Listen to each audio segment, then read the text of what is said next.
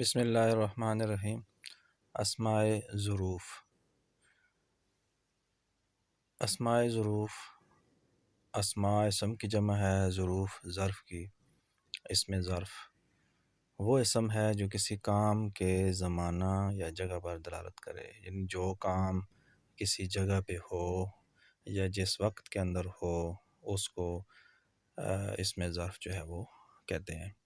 ظرف کا معنی برتن بھی ہوتا ہے، اور جس طرح برتن اپنے اندر کسی چیز کو جگہ دیتا ہے تو اسی طرح سمجھ لیں کہ زمانہ یا جگہ جو کسی فعل کو اپنے اندر ہونے کی جگہ دیتے ہیں تو اس کو جو ہے وہ اسم ظرف کہا جاتا ہے۔ اب فعل جو ہے جب واقع ہوتا ہے تو اذا تو وہ کسی جگہ پہ واقع ہوگا یا کسی وقت کے اندر ہوگا، تو اس لحاظ سے پھر ہم اس کی دو قسمیں کرتے ہیں، ظرف زمان اور ظرف مکان۔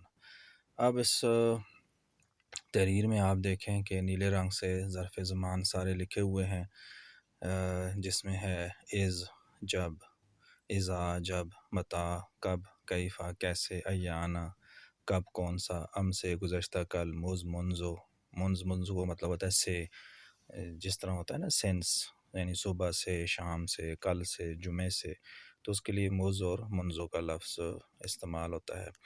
قبلو، پھر بعدو، قطو، اعوذو، ٹھیک ہے۔ اب یہ تو تھے زمانے کے لحاظ سے۔ اب جگہ کے لحاظ سے اس میں ظرف کیا کون سے ہوں گے؟ خیس و جہاں، قدام و آگے، خلف و پیچھے، امام آگے، وراء پیچھے، تحت یا تحت نیچے، فوقہ فوق اوپر، عندہ پاس، لدا لدن اس کا معنی بھی پاس، اینا جہاں یا کہاں۔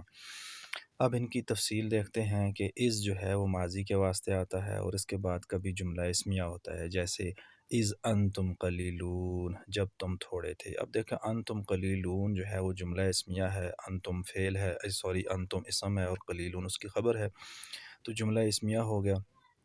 تو یہ ماضی از جو ہے وہ کبھی ایسا ہوتا ہے کہ جملہ اسمیہ پر آتا ہے، اور کبھی جملہ فعلیہ کے ساتھ آتا ہے، جیسے وہ از یرفع ابراہیم، اور جب ابراہیم علیہ السلام نے بنیادوں کو بلند کیا۔ اب دیکھیں یرفع ابراہیم جملہ فعلیہ ہے، یرفع فعل ماضی ہے، یرفع فعل مضارع ہے، اور ابراہیم اس کا فاعل ہے، وَإِذْ يَرْفَعُ ابراہیم۔ اب اذا جو ہے، اذا ایک از ہم نے پڑھا ہے، اب اذا جو ہے یہ مستقبل کے لیے آتا ہے، یعنی از ماضی کے لیے ہو گیا اور اذا مستقبل کے لیے، اور یہ جب ماضی پر آئے اذا تو یہ اس کو بھی مستقبل پر کر دیتا ہے، جیسے دیکھیں اذا جاء نصر اللہ، جب اللہ کی مدد آ جائے گی۔ اب کبھی اذا مفاجات کے لیے بھی استعمال ہوتا ہے۔ مفاجات کیا ہے؟ مفاجات کہتے ہیں کسی چیز کا اچانک ہونا، سڈن واقع ہونا کسی چیز کا، تو اس کے لیے اذا کا جو ہے وہ اسم آتا ہے، جیسے القا موسیٰ عصاہ، موسیٰ علیہ السلام نے اپنی لاٹھی ڈالی، فَإِذَا هِيَ ثُعْبَانٌ مُبِينٌ، بس اچانک وہ ایک اژدہا بن گیا، سانپ بن گیا، یعنی سڈنلی اس کی شکل جو ہے وہ اژدہے والی ہو گئی۔ اب آگے ہے جی متا۔ متا کہتے ہیں جی کب، استفہام کے لیے آتا ہے، پوچھنے کے لیے آتا ہے کہ متا ھذا الوعد، یہ وعدہ کب پورا ہوگا، اور کبھی شرط کے لیے بھی آتا ہے، جیسے متا تکتب اکتب، جب تم لکھو گے میں بھی لکھوں گا، یعنی متا جو ہے وہ وقت پوچھنے کے لیے بھی آتا ہے اور کبھی شرط کے لیے بھی آتا ہے، یعنی جب تم کرو گے میں بھی کروں گا، متا تکتب اکتب، جب تم لکھو گے میں بھی لکھوں گا۔ کیفا، اب کیفا جو اس میں ظرف ہے یہ حال دریافت کرنے کے واسطے آتا ہے، جیسے کیفا انت، تو اس کے معنی کیا ہوں گے؟ یعنی فی ای حال انت، کہ آپ کس حال میں ہو، یہ طریقہ دریافت کرنے کے واسطے آتا ہے، یعنی کوئی طریقہ کچھ پوچھنا ہو کہ یہ کام کیسے ہوتا ہے تو اس کے لیے بھی کیفا آتا ہے، جیسے کیفا تحیی الموتیٰ، کہ اللہ آپ مردوں کو کیسے زندہ کریں گے۔ کیفا فعل ربک باصحاب الفیل، کہ تیرے رب نے ہاتھی والوں کے ساتھ جو ہے وہ کیا کیا، کیسا سلوک کیا، تو یہ تو ہو گیا کیفا۔ اب اس کے بعد آتا ہے ایانا، یہ وقت دریافت کرنے کے لیے آتا ہے، جیسے وہ ہے نا کہ وہ پوچھتے تھے کہ ایانا یوم الدین، کہ دین کا قیامت کا دن جو ہے وہ کب آئے گا۔ اسی طرح ہے یسأل ایانا یوم القیامہ، وہ پوچھتا ہے کہ قیامت کا دن کب ہوگا۔ قیامت کا دن کب ہوگا. اب اس میں ظرف ہے امسی، گزشتہ کل. ما رأیتہ امسی، میں نے اس کو گزشتہ کل سے نہیں دیکھا، یعنی میں نے اس کو گزشتہ کل سے نہیں دیکھا، امسی.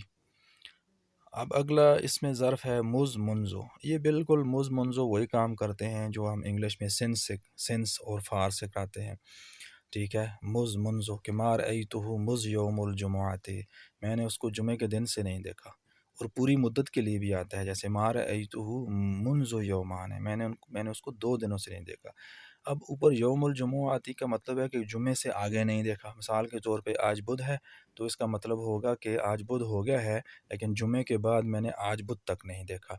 لیکن یہ جو دوسری بات کہی ہے کہ پوری مدت کے لیے بھی آتے ہیں، تو اس کا مطلب یہ ہے کہ ما رأیتہ منذ یومان ہے، یعنی میں نے پورے 2 دن ہو گئے ہیں اس کو نہیں دیکھا. اب قطو یہ ماضی منفی کی تاکید کے لیے آتا ہے. یہ ماضی منفی جو ہے اس کی تاکید کے لیے بھی آتا ہے، یعنی ما ضربتہ، میں نے اس کو نہیں مارا، میں نے اس کو نہیں مارا. قطو تو اس کی تاکید آ گئی کہ ٹھیک ہے، پکی بات ہے کہ میں نے اس کو نہیں مارا یا میں نے اس کو کبھی نہیں مارا. اعوذ، یہ قطو والا ہی کام کرتا ہے لیکن یہ فیوچر کے لیے کرتا ہے. قطو ماضی کے لیے کرتا ہے اور اعوذ کس کے لیے کرتا ہے؟ مستقبل کے لیے. اب قطو کا دیکھیں کہ ما ضربتہ قطو، کہ میں نے اس کو نہیں کبھی نہیں مارا. لا اضربہ اعوذ، میں اس کو کبھی نہیں ماروں گا. اب لا اضربہ قطو یہ کہنا ٹھیک نہیں ہوگا کہ میں اس کو جو ہے وہ کبھی، تو اس کے لیے جو ہے وہ اعوذ کا لفظ جو ہے وہ یہ اسم آئے گا. اب آ جاتا ہے جی قبل بعد. اب قبل و بعد یہ اس وقت مبنی ہوں گے، یعنی یہ ہم اسماء ظروف پڑھ رہے ہیں جو مبنی ہیں. یاد رکھیں گے قبل و مورب بھی آتے ہیں اور قبل و بعد و مبنی بھی آتے ہیں. تو یہ قاعدہ یاد رکھیں کہ قبل و اور بعد و جب مضاف ہوں اور مضاف الیہ متکلم کی نیت میں ہو تو پھر یہ ضمہ پر مبنی ہوں گے، پیش پر مبنی ہوں گے. کیا مطلب کہ قبل و اور بعد و ان کے بعد مضاف الیہ ہوتا ہے. ٹھیک ہے، جیسے پہلے مثال دیکھ لیں کہ جیسے للہ الامر، اللہ ہی کے لیے ہے کام، اللہ ہی کے لیے حکم. امر سے مراد ہے حکم، یعنی حکم چلانا. للہ الامر یعنی اللہ ہی حکومت کر سکتے ہیں، اللہ ہی حکم چلا سکتے ہیں، ہر فیصلہ ہر قانون ٹھیک ہے اس کا نفاذ جو ہے وہ اللہ ہی کر سکتا ہے، اسی کے پاس ہے. من قبل و من بعد. اب دیکھیں من قبل و من بعد، یہاں من آیا ہے تو من کے بعد قبلوں کے نیچے زیر ہونی چاہیے تھی، من قبل و من بعد ہونا چاہیے تھا، چونکہ من جو ہے وہ حرف جر ہے اور حرف جر جو ہے اپنے بعد والے اسم کو زیر دیتا ہے. لیکن یہاں قبلو اور بعدو آیا ہے، اس کا مطلب ہے یہ مبنی والے قبلو اور بعدو ہیں، یعنی ان پہ پیش رہے گی. تو یہ یاد رکھنا ہے کہ قبلو اور بعدو یہ مبنی ہوتے ہیں جب مضاف الیہ ان کا ذکر نہ ہو یا کلام کرنے والے کے ذہن میں ہو.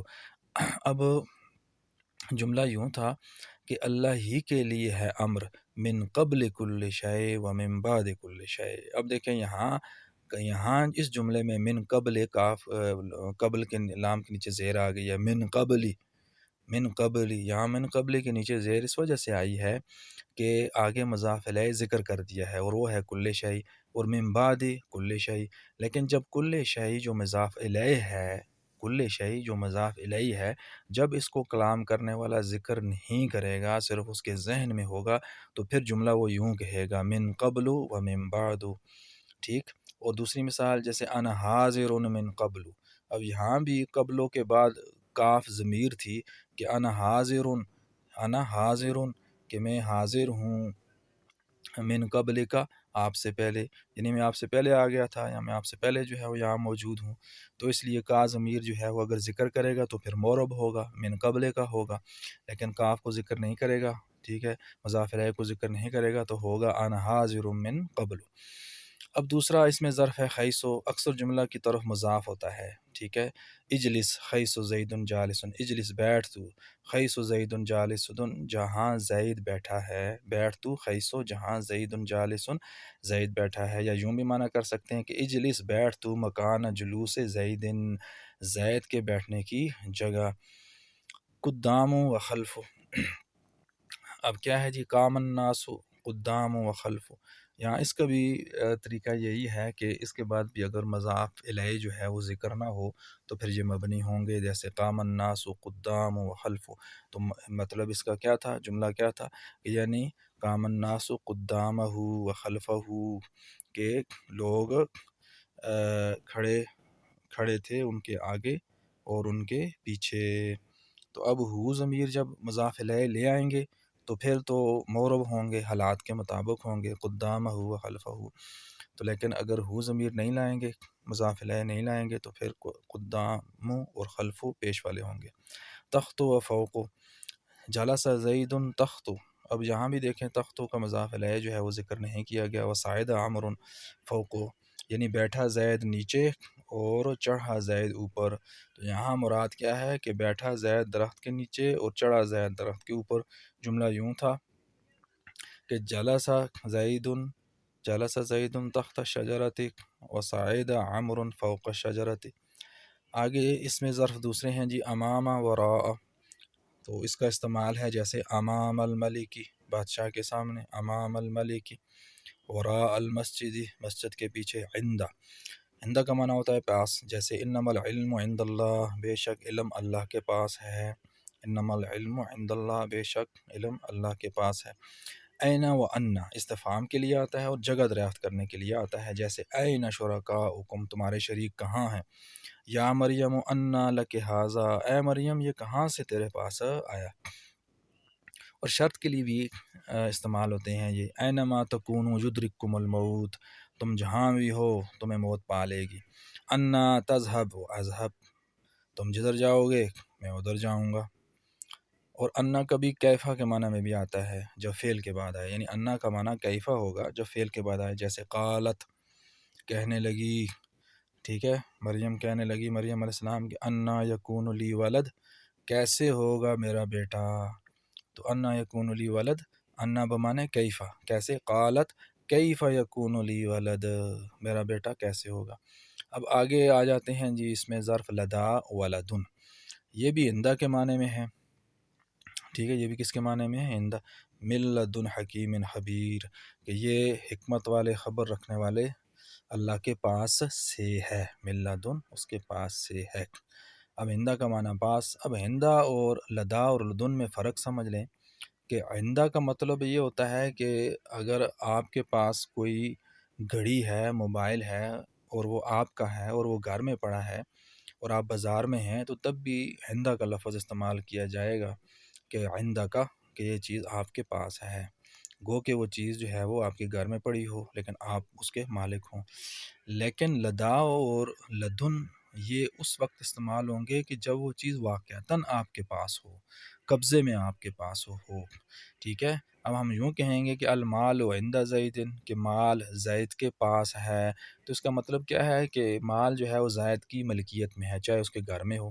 لیکن یہ میں کہوں کہ المال لدا زید، کہ مال جو ہے وہ زید کے پاس ہے، تو جب لدا کہا تو پھر اس کا معنی یہ ہوگا کہ وہ اس کے ہاتھ میں ہے، اس کے قبضے میں ہے، اس کے سامنے موجود ہے، یہ مطلب ہوگا لدا کا. اب اوورآل دیکھ لیں کہ یہ سارے جو اسماء ظروف ہیں تو یہ کیسے استعمال ہوتے ہیں، کہ اوورآل ہم دیکھ لیتے ہیں، ان کا قاعدہ کلیہ پڑھ لیتے ہیں. تو خوب ذہن میں رکھیں کہ قبل و بعد و تخت و فوق و قدام و خلف و خیس و قط، یہ سارے کے سارے ضمہ پر مبنی ہوں گے، پیش پر مبنی ہوں گے. ٹھیک ہے. اور ایانا کیفا اینا یہ فتح پر مبنی ہوتے ہیں، ان پہ زبر آتی ہے. اور ام سے کسرہ پر مبنی ہوتا ہے، اس کے نیچے زیر ہوتی ہے. اور باقی ان کے علاوہ جو ہیں ان کے اوپر سکون ہوتا ہے، یعنی کوئی زبر زیر پیش نہیں آتی. اب اگلی بات جو ذہن میں رکھنی ہے وہ یہ ہے کہ قبل و بعد و تخت و فوق و قدام و خلف و، یہ سارے کے سارے ضمہ پر مبنی ہوں گے جب ان کا مضاف الیہ ذکر نہ ہو، وہ بولنے والے کے ذہن میں ہو. اوپر بھی گزر چکا ہے، دوبارہ ذہن میں رکھیں کہ یہ قبل و بعد و تخت و فوق و قدام و خلف و، یہ اس وقت ان کے اوپر پیش آئے گی جب ان کے بعد ان کا مضاف الیہ جو ہے وہ جملے میں، کلام میں ذکر نہ ہو. اس کو اوپر دوبارہ دیکھ لیں، بار بار دیکھ لیں، اپنے ذہن نشین کر لیں. تو اگر مضاف الیہ ذکر نہ ہو تو پھر تو پیش ہوگا اور یہ مبنی ہوں گے. اگر مضاف الیہ ذکر ہو تو پھر یہ مورب ہوں گے، یعنی جملے کے مطابق تبدیل ہوں گے، پھر یہ ٹھیک ہے، پھر یہ مبنی نہیں ہوں گے پیش کے اوپر، پھر یہ کیا ہوگا، جملے کے مطابق ہوں گے۔ تو جملے کے مطابق کیسے ہوں گے کہ جب جملہ اسمیہ میں آتے ہیں تو پھر یہ ظرف ہونے کی وجہ سے منصوب ہوتے ہیں، یعنی ان کے اوپر زبر ہوتی ہے، یعنی قبلہ ہوگا، قبلہ، بعدہ، تحتہ، فوقہ، قدامہ، حلفہ۔ جب جملہ اسمیہ میں آتے ہیں، اوپر ان کی مثالیں جو ہے وہ آپ دیکھ لیں۔ اور جملہ فعلیہ میں اگر آئیں تو پھر وہ مفعول فی کی وجہ سے، یعنی مفعول فی ہوتا ہے کہ جس کے اندر جو ہے وہ فعل واقع ہوتا ہے، تو ظاہر ہے کہ اس میں ظرف کہتے ہی اسے ہیں کہ جس کے اندر فعل واقع ہو، تو پھر جملہ فعلیہ میں یہ مفعول فی کی وجہ سے ان کے اوپر جو ہے وہ زبر آئے گا، یعنی قبلہ، بعدہ۔ اور اگر ان سے پہلے حرف جر ہو، قبلہ، بعدہ، تحتہ سے پہلے حرف جر ہو، تو پھر ان کے نیچے زیر آئے گی، جسے من تحت الانہار، من قبل، من بعد، ٹھیک ہے، من تحت، من فوق، تو پھر جو ہے وہ کیا ہوگا، ان کے نیچے جو ہے وہ زیر ہوگی۔ تو یہ اسماء ظروف ہیں، مبنی کی اقسام میں سے ہیں۔ تو ان میں سے کچھ وہ ہیں جو مکمل طور پر ہر حال میں مبنی ہوتے ہیں، اور کچھ آپ نے ابھی پڑھے ہیں کہ بعض شرائط کے ساتھ مبنی ہیں، اور اگر وہ شرائط نہ پائی جائیں تو پھر یہ مورب ہوتے ہیں۔ تو ان کو اچھی طرح آپ ذہن نشین کر لیں، ان کا بہت زیادہ استعمال ہوتا ہے، از کا، ازا کا، عندہ کا، فوقہ کا، قبلہ، بعد و تحتہ، یہ تو بہت زیادہ جملوں میں استعمال ہوتے ہیں، اور کمجید کے مطالعے میں تو یہ چیزیں بہت زیادہ آئیں گی۔ تو یہ آپ اچھی طرح ذہن نشین کر لیں، ان کو یاد کر لیں، تو ان کا بھی ٹیسٹ جو ہے وہ آپ سے لیا جائے گا کہ ان کا استعمال جو ہے وہ کیسے ہوتا ہے۔ جزاک اللہ خیر۔